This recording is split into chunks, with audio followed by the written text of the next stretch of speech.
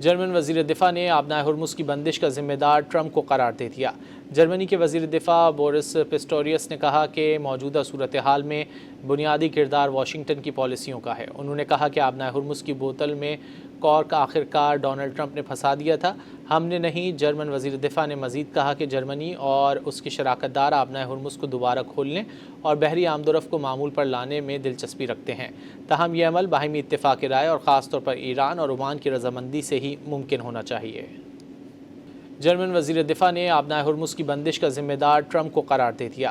جرمنی کے وزیر دفاع بورس پسٹوریس نے کہا کہ موجودہ صورتحال میں بنیادی کردار واشنگٹن کی پالیسیوں کا ہے۔ انہوں نے کہا کہ آبنائے ہرمز کی بوتل میں کارک آخرکار ڈونلڈ ٹرمپ نے پھنسا دیا تھا، ہم نے نہیں۔ جرمن وزیر دفاع نے مزید کہا کہ جرمنی اور اس کے شراکت دار آبنائے ہرمز کو دوبارہ کھولنے اور بحری آمد و رفت کو معمول پر لانے میں دلچسپی رکھتے ہیں، تاہم یہ عمل باہمی اتفاق رائے اور خاص طور پر ایران اور عمان کی رضامندی سے ہی ممکن ہونا چاہیے۔